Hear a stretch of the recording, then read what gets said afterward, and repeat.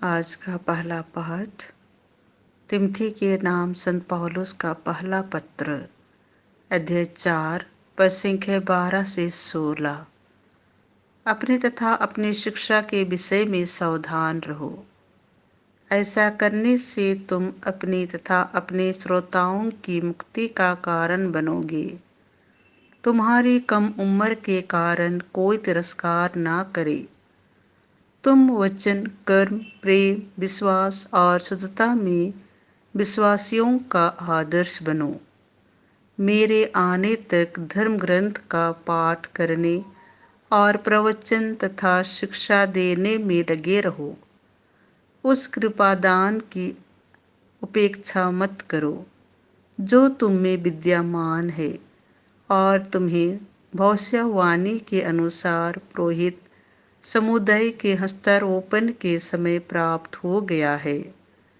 इन बातों का ध्यान रखो और इनमें पूर्ण रूप से लीन रहो, जिससे सब लोग तुम्हारी उन्नति देख सके।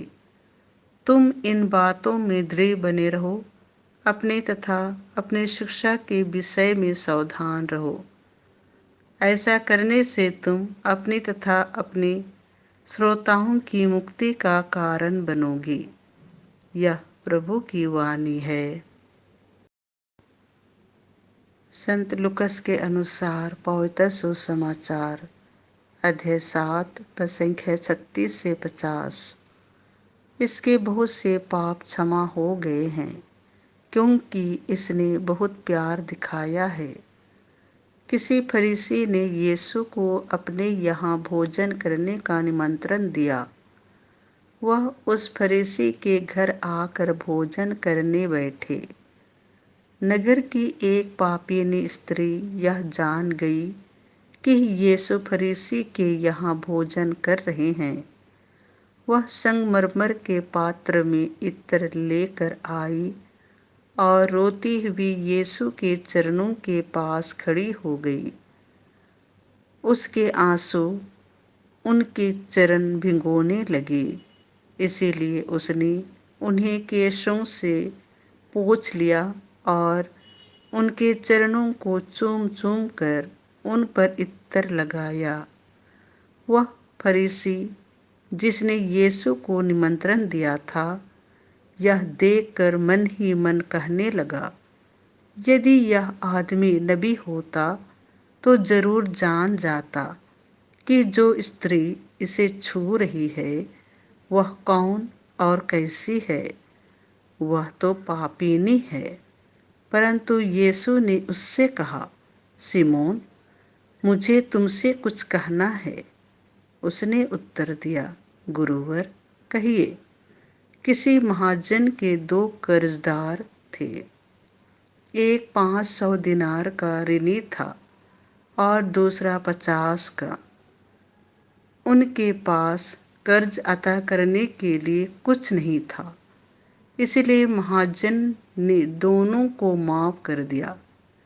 उन दोनों में से कौन उसे अधिक प्यार करेगा? सिमोन ने उत्तर दिया, मेरी समझ में तो वही जिसका अधिक ऋण माफ हुआ। यीशु ने उससे कहा, तुम्हारा निर्णय सही है। तब उन्होंने उस स्त्री की ओर मुड़कर सिमोन से कहा, इस स्त्री को देखते हो? मैं तुम्हारे घर आया, तुमने मुझे पैरों के लिए पानी नहीं दिया, पर इसने मेरे पैर अपने आंसुओं से धोए और अपने केशों से पोंछे। तुमने मेरा चुंबन नहीं किया, परंतु यह जब से भीतर आई है मेरे पैर चूमती रही है।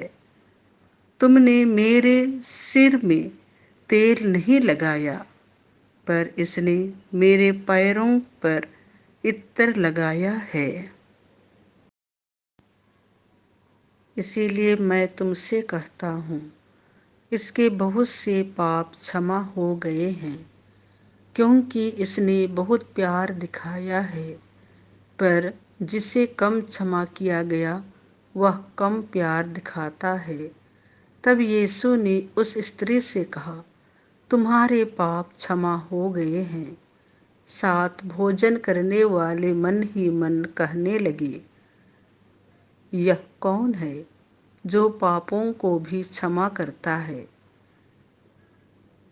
पर यीशु ने उस स्त्री से कहा, तुम्हारे विश्वास ने तुम्हारा उद्धार किया है, शांति ग्रहण कर जाओ।